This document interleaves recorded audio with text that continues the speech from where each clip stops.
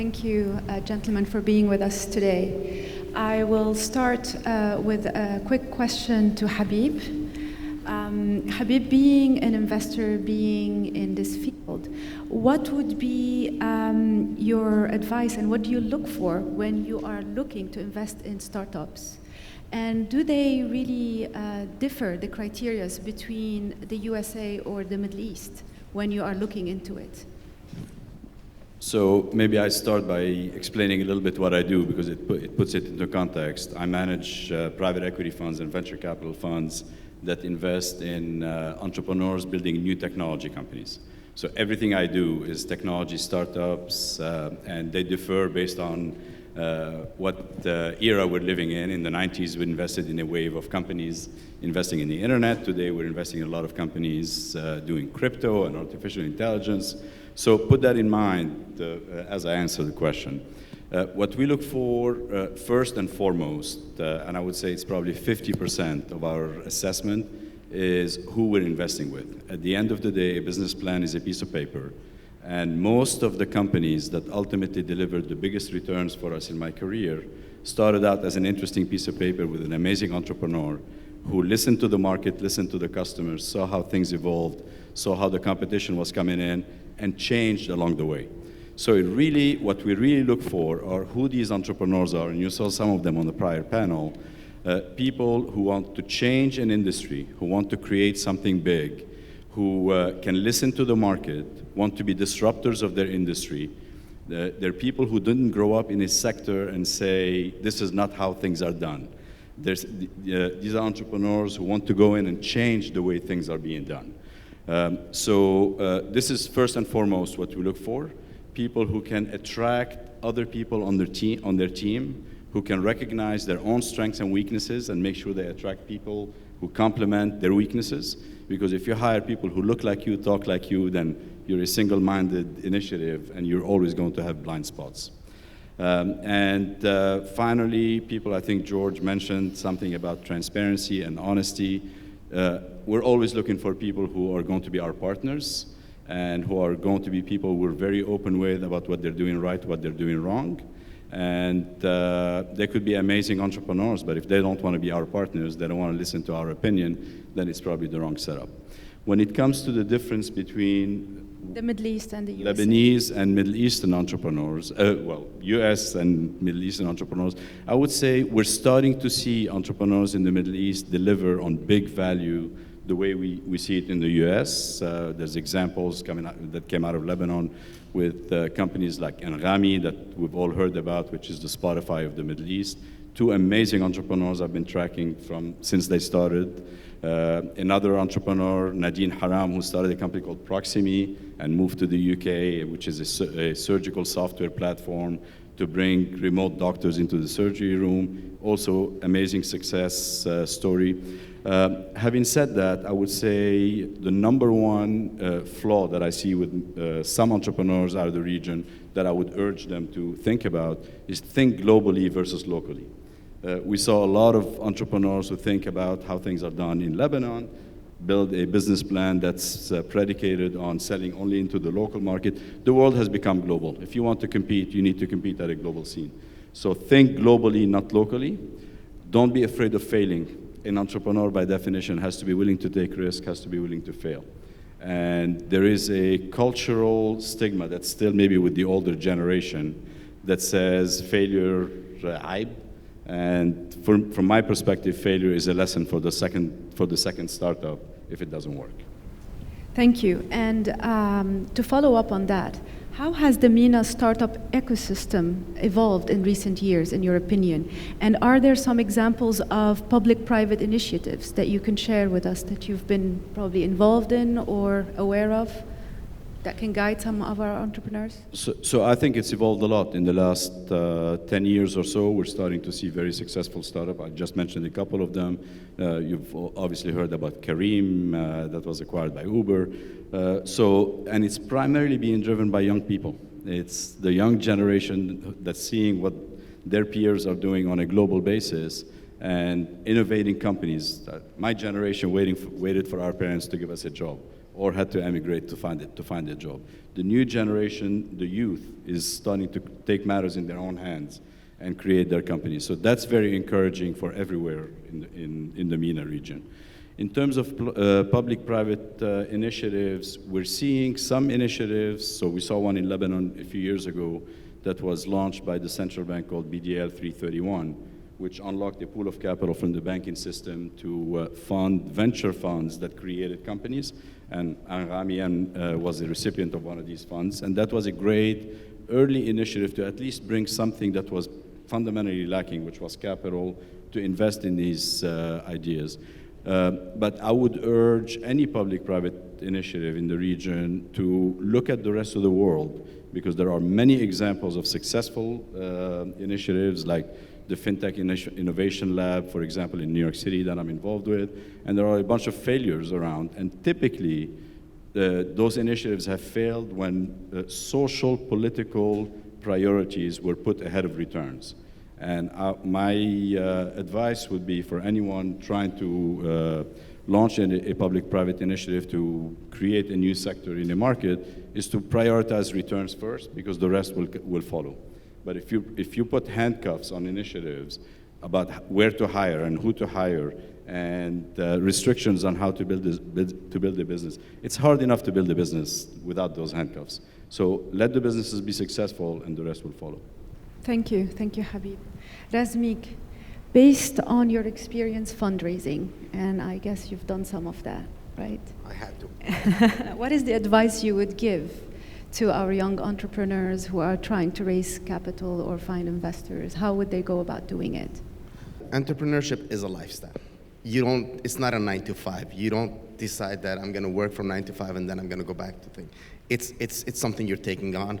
It's your fourth child in my case, and it's probably the most time-consuming child. And it's that lifestyle has fundraising in it. And contrary to how I look today, I used to be an athlete. And as an athlete, you don't stop. You don't just go to the race and come back. You're preparing every day for that race. And when you get to the race, the terrain, the elevations, who's your competitor, how your strategy is, and how you get out of it.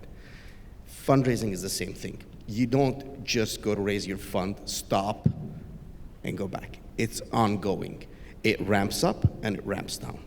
And what I say by that is, the worst thing I see people making is, I get a LinkedIn pitch, 3 paragraphs about a company. When I'm investing with someone, I want to know, especially as a seed, a Series A, you're investing in a person as much as you're investing in an idea. And for me, what was successful for us is we spent, I would say, if you were to do an 80-20, 80% of our time meeting with people. I mean, my business partner, who's also my wife, she did what we called a listening tour. We spent 2 years going around, not asking for $1, just talking to people, asking them what they're seeing in the market, and at the same time telling them what we're seeing in the market. When you approach someone with that approach, the doors are open, because as investors, we're junkies for information, and this other person is also investing in you, is a junkie for information also. That information sharing is comfortable. There is no filters where we're evaluating each other. We're just sharing information. That's how you're building these relationships. And when the time comes for your fundraise, you already would have had a good idea of who is the person that you got to go with. Who is going to be your anchor, your seed investor? Because that's the one you need to basically build the momentum around. And along those lines, it also is, don't just blanket everywhere. I run a real estate fund on the West Coast. If you bring me the best deal on the East Coast, I just can't invest in it. It's not my mandate. So you're wasting your time, you're wasting my time, and also it means that you haven't done your homework about what I do. So my advice to an entrepreneur is, figure out who is basically the right investor for you, not just anyone that has a check to write is your investor. So once you get to that stage and you figured out who your investors are, you've spent time with them and you go for the pitch, you're going to get rejected a lot more than you're going to get accepted. At which point, be gracious about it. Don't call back and say, I'll call you back when I make $1 billion, when my company is a unicorn. Not a good idea. Be humble about it. When you get that first investor, celebrate your success, because that's what builds your momentum. And finally, when you're done with that part of investing, you've raised your fund, you're now on your thing, don't forget your investors. Stay in touch with them, because they are going to be, because the next round you're raising, the first phone call your future investors are going to be is your existing investors. And what they want to know, not only your track record, but how you've been as an entrepreneur along the journey. So that's kind of what I would say from my years of learning. So you would say it's very important for any young entrepreneur, when they are looking for investors, to do their homework and really know where to go before they just go ahead and cold call. Absolutely. They're just wasting their time. What else? And probably the investors. Yeah, I mean, as an investor, one thing is, as an investor, we want to see deals. It's our job is to invest. So I want to see as many deals as I can, and it's okay to call me. I just don't want to waste your time or my time on something that's not gonna make any sense for me. Okay, and you had discussed that you are the beneficiary of emerging manager programs. Can you please explain to us a little bit more about these programs? What are they exactly, and how would they apply for entrepreneurs? Sure. So just as a way of background, it's estimated that somewhere between 65 to 75% of the money being invested in the U.S. comes from institutional investments, what I mean by that is the pension funds, the state-run pension funds, the private pension funds, the endowments, the foundations of schools, hospital systems, and so on. So that's where the big bulk of money is. And for any eventually fund to grow, you've got to tap into that money. The problem with that money is they want to write huge checks. They want to write no less than, the smallest of these, let's say pension funds want to write $50 million checks. And at the same time, they don't want to be more than 20% of your fund for exposure purposes and governance purposes. So here, think of it. If you want to be $50 million and 20%, you're probably talking about a $250 million fund, which is a big fund for most first-time funds, for example, to raise. So, but at the same time, these guys are looking to create the next generation of managers. They're looking for who is the next Blackstone going to be, who is the next Carlyle going to be. They don't want to just keep giving money to. They're giving money to these, but they also want to see the next generation of investors coming up. So one of the things that several pension funds started doing years ago was they created these emerging manager programs, which is, I'm going to take 1 or 2% of my annual allocation, and I'm going to give it to a third-party manager whose sole mandate is not to find only good managers that have good returns, but also they should be below a certain threshold of how much assets they manage. Thereby, they need to be small enough, nimble enough, and we can identify them as being the future investors, and we can work with them. And at the same time, they gave up on some of the reporting requirements and so on, which are typically requested from the bigger groups, because it's just easier to kind of, you don't have the infrastructure as a small company to do it. So, for example, the California Public Pension Fund, the New York Pension Fund, Texas has it. All these groups have now emerging manager programs. So what they do is they are able to get access to up-and-coming groups very early in the process, seed them, and then help them basically grow to become. So that's how we started. Our several funds were initially incubated through an emerging manager program. So the question is, for the Middle East and North Africa, do such pension funds exist for our entrepreneurs there? I mean, yes, the Middle East, the whole MENA region has a lot of pension funds. There's a lot of sovereign wealth funds. Do they have any emerging managing programs? To be honest with you, I'm not aware of any that exist. And I can tell you right now, I don't think the intent there should be a replication of what's in the US, because the mandate there might be different than the mandate here. But what I do think would be a great idea is if there's a way to recycle some of the sovereign capital being invested to help build local entrepreneurs as well, to build the local companies as opposed to just being foreign invested. Thank you. Dr. Janahi. Hello. So, what is your understanding of an entrepreneur in the US versus the Middle East and North Africa? Actually, picking up from George's point earlier on, now this is the bad thing about being 20. Being 20 and being the last one to speak, you're lost for words. Every good word has been said before you. Anyway, I'd like to start just to come clean with something, and I'd like to humbly thank Ricardo and the team for bestowing upon me the two letters in front of my name, DR.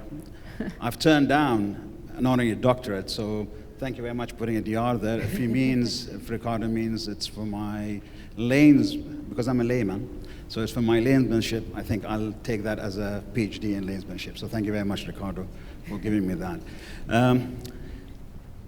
I'd like to pick up actually from the point of what Habib raised earlier on. I think it's very, very important, because I am now today similar to what Habib is doing let's call it from, again, being humble about it, as an angel investor with the family in terms of investing in seed, and we go for growth too. But seed is our main thing that we do, and we are very much into the new wave of entrepreneurship, which is very much non-Arab world in the MENA. You don't see it as a something there, and I'll explain why. Okay, but I like to pick up on the ecosystem. The ecosystem here, one reason why we have successes, because failures are celebrated before successes. And that's very, very important. Someone who went for Chapter 11, I don't know, 7 times or 10 times, he became the President of the United States. Matter of fact, he changed the terminology from the leader of the free world to the ruler of the whole of the world. So he became like our part of the world, became a ruler rather than a leader.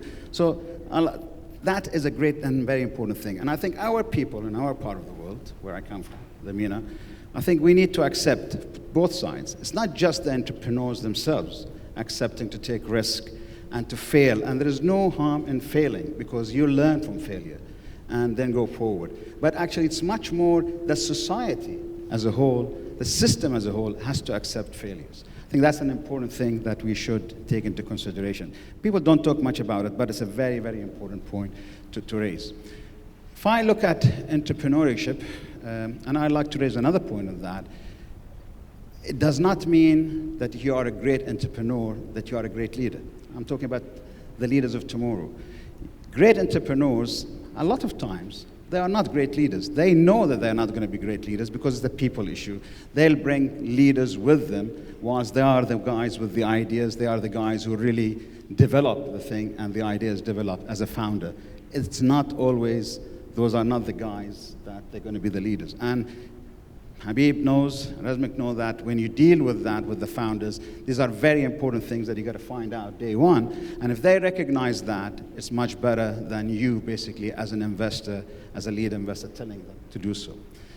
In this part of the world, I would say if we take 10 entrepreneurs, 10 business ideas, like Habib was talking about, all these the crypto boys, the new technology guys, out of the 10 who are successful, they are nobodies who become somebodies.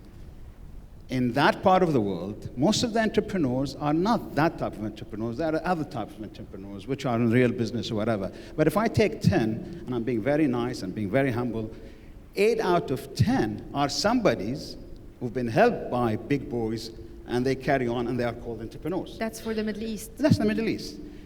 Whilst 2 who try very, very hard, maybe by chance they become. There are hundreds who try, okay, for mistake, they go for the wrong people to raise money. But most of the time, even if they go for the right people to raise money, they're not going to get the money because they are nobodies. They might have a great idea, they might be innovative, but they will not get the support. So that is something that we should accept. We don't. A lot of us are, because we make money out of the systems, and I'm being nice, actually, the regimes in that part of the world, okay? We make money, so we keep quiet about these things. I think it's important for an entrepreneur always has to have 2 things. I always say that, and it's 2 things that he should have. 1, critical thinking. Any entrepreneur does not have real critical thinking. I would not personally call him an entrepreneur. And number 2, being a non-conformist. If he is a conformist, he is not an entrepreneur, by definition. Look at the Jobses of this world, the Zuckerbergs of this world. I don't like them, but look at them. They are non-conformist, real critical thinkers. You need that to be part of it. There is system in the ecosystem in the MENA does not allow critical thinking to come through. We blame the systems, we blame the regimes, but the reality is we should blame ourselves. Because once you give away that aspect, you're never going to get there. And that's why the 350, 400 million, whatever we are, we are more subjects than citizens. So the first thing you gotta be a citizen who thinks outside the box. Not only allowed to think outside the box, you must think outside the box, and you must be able to raise questions which people say you should not be raising. When you see a 7, you say it's a 7. You don't say it's a 9 because the guy who's going to give you the money is going to tell you it's 9, and you say, yes, sir, it is 9. So yes, sirism is not going to, might get you money, but it does not mean you are a successful entrepreneur. So I think that's an important. We have a lot, by the way, in that part of the world. We have a lot of what I call, okay, money laundering entrepreneurs. And they are kissed. They are loved. They are putting money in private equity and everywhere else, and they are today having schools, having hospitals everywhere, but they pay $2 million, for argument's sake, for a plot of land monthly for the retail business to somebody who's a decision maker simply to allow them to do what they do.